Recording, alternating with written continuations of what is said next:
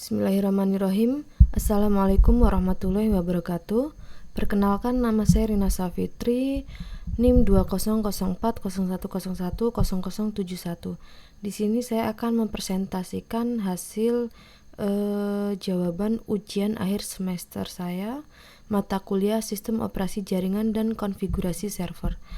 Nah, di sini soalnya sendiri ada 4. Yang pertama yaitu gambar di bawah ini adalah proses yang terjadi pada file transfer protokol. Jelaskan secara detail apa yang dimaksud file transfer protokol dan proses yang terjadi di dalamnya. Nah, ini adalah sesi 12. Jawabannya, file transfer protokol adalah sebuah protokol yang digunakan untuk mentransfer file antara komputer yang terhubung dalam suatu jaringan, seperti internet. FTP memungkinkan pengguna untuk mengirim atau menerima file dari sebuah server FTP menggunakan klien FTP.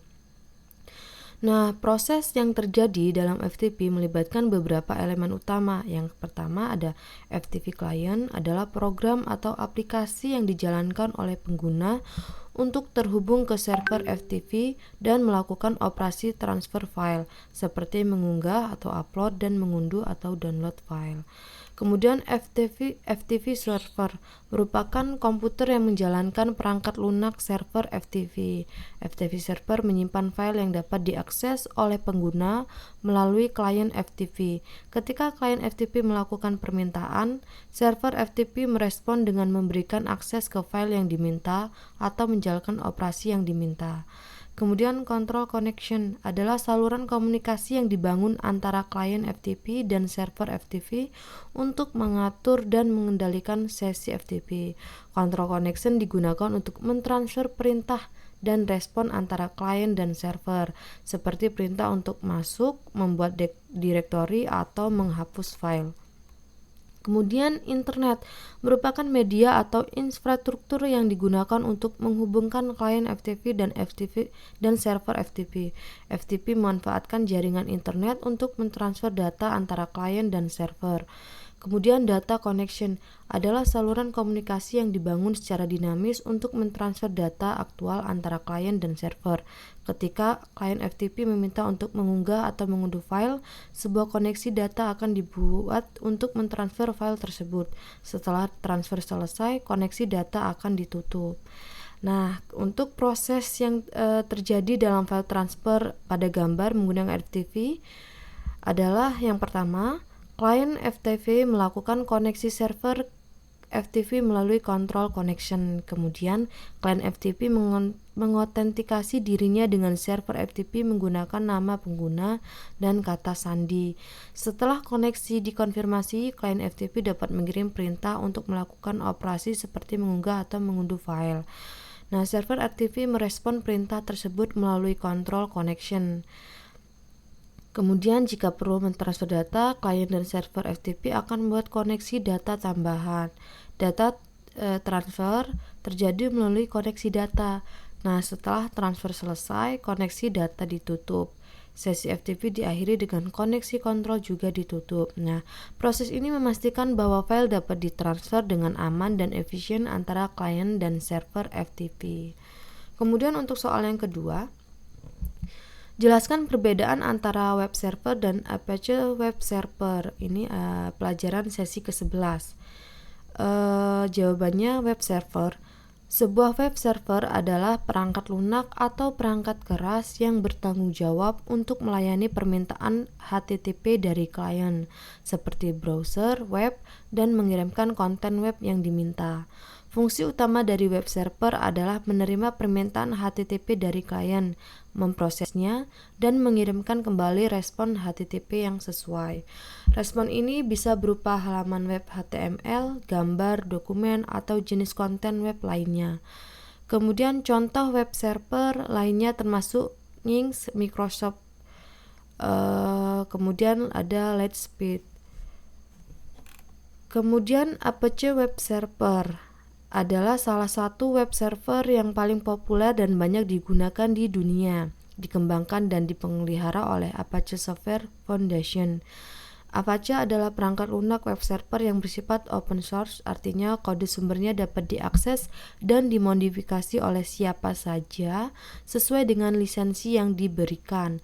Kemudian Apache menyediakan berbagai fitur dan kemampuan yang kuat, termasuk dukungan untuk modul tambahan, konfigurasi yang fleksibel, dan kemampuan untuk menangani jumlah besar permintaan HTTP secara efisien. Apache dapat diinstal dan dijalankan pada berbagai platform sistem operasi termasuk Linux, Windows, dan macOS.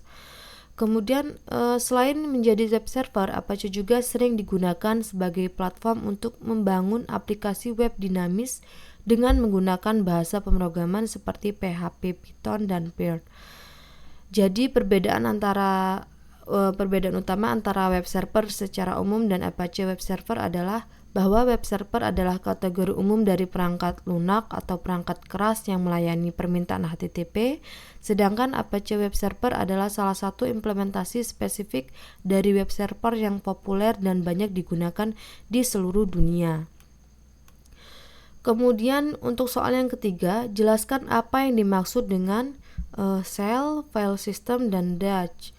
Nah, ini ada shell sesi 10, file system sesi 10, dan Dutch Disability Action Committee for X sesi 13. Untuk jawabannya, yang pertama shell. Dalam konteks sistem komputer, shell adalah antarmuka yang memungkinkan pengguna untuk berinteraksi dengan sistem operasi melalui baris perintah atau antarmuka grafis. Shell bertanggung jawab untuk menjalankan perintah yang dimaksudkan pengguna, menafsirkan perintah tersebut, dan koordinasikan eksekusi program atau operasi sistem yang sesuai. Kemudian file system. File system adalah struktur yang digunakan oleh sistem operasi untuk mengatur dan menyimpan file dan direktori pada media penyimpanan seperti hard drive, SSD, atau media penyimpanan lainnya. File system mengatur cara data disimpan, diakses, dan diorganisir pada perangkat penyimpanan. Ini juga menyediakan metode untuk mengelola hak akses, metadata, dan struktur direktori. Kemudian Dutch mungkin merupakan singkatan untuk Disability Action Committee for X, di mana X adalah placeholder untuk area, organisasi, atau subjek tertentu. Dutch adalah komite atau kelompok yang disediakan untuk memperjuangkan hak kepentingan orang-orang dengan disabilitas di dalam konteks atau domain tertentu.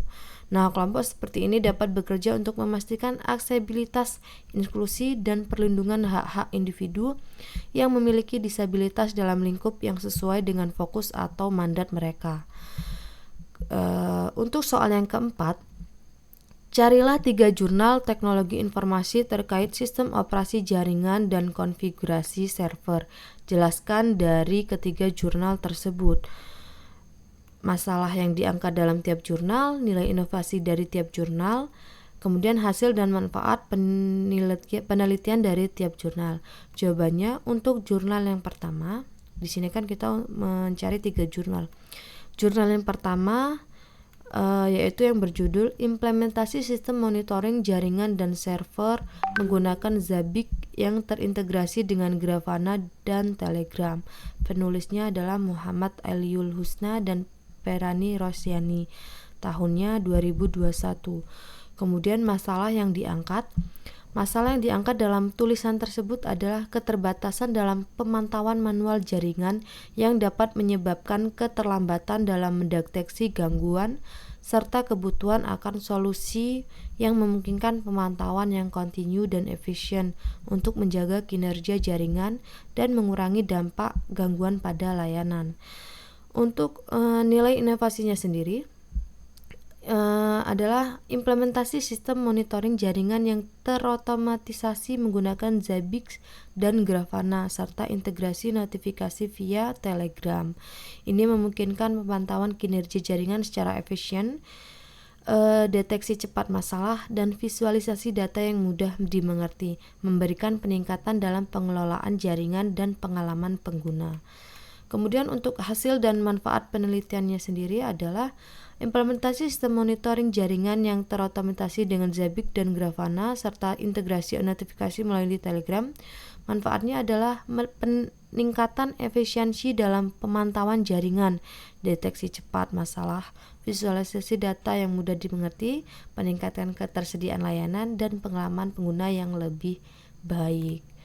Kemudian untuk jurnal yang kedua, yaitu yang berjudul Implementasi Sistem Keamanan Web Server Menggunakan pfSense ya. Penulisnya adalah Molavi Arman dan Nur Rahmat, tahun 2020. Masalah yang diangkat dari jurnal ini adalah keamanan jaringan di lingkungan institusi pendidikan di mana jaringan internet dan LAN digunakan untuk kegiatan belajar mengajar. Jurnal membahas tentang rentannya jaringan tersebut terhadap serangan, baik yang disengaja maupun tidak, serta perlunya solusi keamanan yang efektif dan terjangkau untuk melindungi integritas sistem dan menjaga kelancaran aktivitas pengguna. Kemudian untuk nilai inovasinya sendiri adalah pengusulan solusi keamanan jaringan yang efektif dan hemat biaya, terutama dengan memanfaatkan platform open source seperti pfSense dengan membandingkan performa firewall open source dan komersial, serta menganalisis dengan DDoS dan DOS. Jurnal ini memberikan kontribusi inovatif dalam menemukan solusi yang praktis dan efisien untuk melindungi jaringan institusi pendidikan dari ancaman keamanan yang beragam. Kemudian hasil dan manfaat penelitian dari jurnal ini adalah pemahaman yang lebih baik tentang kebutuhan keamanan jaringan di lingkungan pendidikan dengan membandingkan platform firewall open source dan komersial, serta menganalisis serangan DDoS dan DOS. Untuk manfaatnya sendiri adalah memberikan panduan praktis bagi administrator jaringan di institusi pendidikan untuk memilih solusi keamanan yang tepat, seperti penggunaan pfSense yang efektif dan terjangkau. Kemudian untuk jurnal yang ketiga, yaitu jurnal yang berjudul Implementasi Fitur File Server Resource Manager pada Sistem Operasi Windows Server 2019 untuk mempermudah manajemen dokumen server. Penulisnya Ibnu Fatihul Busyro, Haniful Umam, Agus Eko Musantono, tahun 2023. Masalah yang diangkat dari jurnal ini adalah kebutuhan akan manajemen data yang efektif dalam lingkungan jaringan komputer, serta pentingnya penggunaan fitur File Resource Manager atau FSRM pada sistem operasi Windows Server untuk meningkatkan pengaturan, keamanan, dan efisiensi dalam penyimpanan dan pengelolaan data perusahaan. Kemudian nilai inovasi yang didapat adalah dari penggunaan fitur File Server Resource Manager pada sistem operasi Windows Server adalah kemampuannya untuk memberikan solusi yang terpadu dalam mengatur dan melindungi data perusahaan dengan fitur-fitur seperti kuota manajemen dan file share screening. FSRM memungkinkan administrator untuk mengelola penyimpanan data dengan lebih efisien dan mengurangi risiko keamanan data, menjadikannya alat yang sangat bernilai dalam konteks manajemen data dalam lingkungan jaringan komputer. Kemudian untuk hasil dan manfaat penelitian dari jurnal ini, implementasi fitur File Server Resource Manager pada sistem operasi Windows Server adalah peningkatan efisiensi dalam manajemen data dan keamanan yang ditingkatkan. FSRM memungkinkan pengaturan yang lebih terstruktur dan efisien terhadap penyimpanan data dengan fitur seperti kuota manajemen dan file screening manajemen.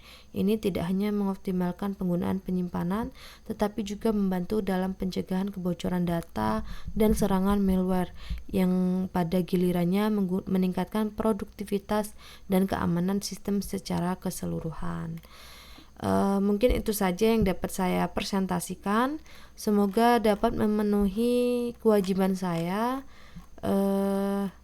dan bisa mendapatkan nilai yang maksimal. Saya akhiri. Wassalamualaikum warahmatullahi wabarakatuh.